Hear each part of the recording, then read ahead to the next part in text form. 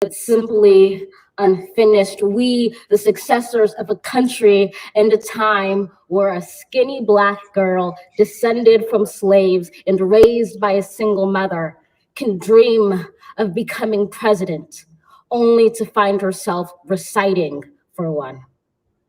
And yes, we are far from polished, far from pristine, but that doesn't mean we are striving to form a union that is perfect. We are striving to forge our union with purpose, to compose a country committed to all cultures, colors, characters, and conditions of man.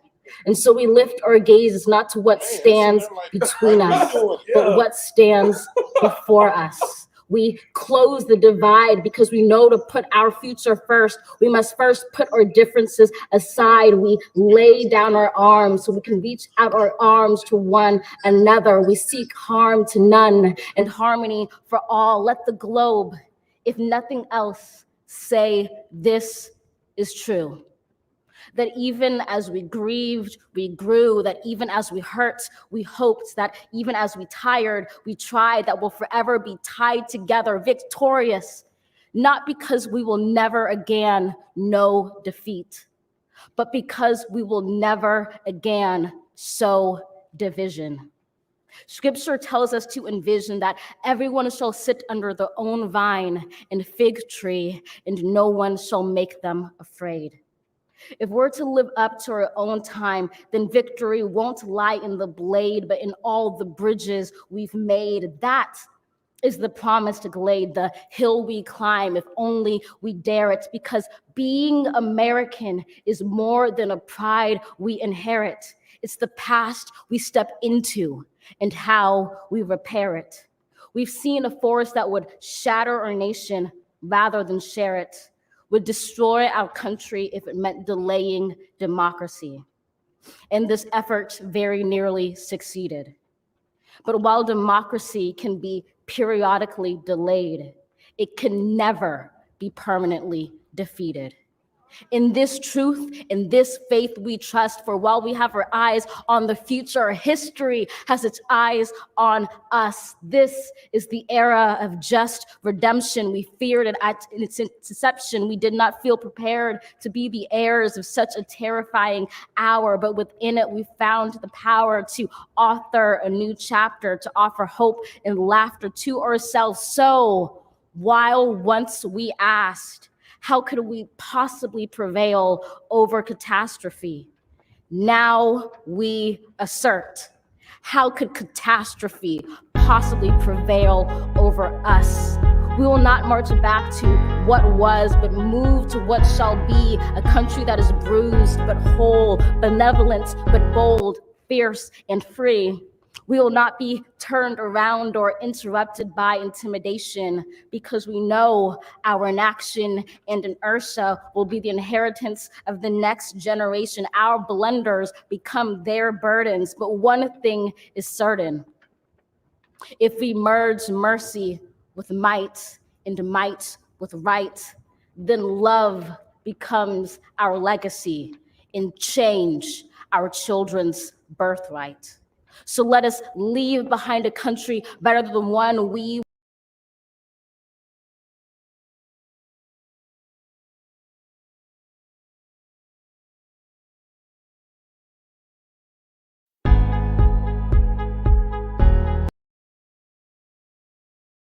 rise from the lake-rimmed cities of the Midwestern states. We will rise from the sun-baked South. We will rebuild, reconcile, and recover in every known nook of our nation, in every corner called our country. Our people, diverse and beautiful, will emerge battered and beautiful. When day comes, we step out of the shade, aflame and unafraid. The new dawn blooms as we free it.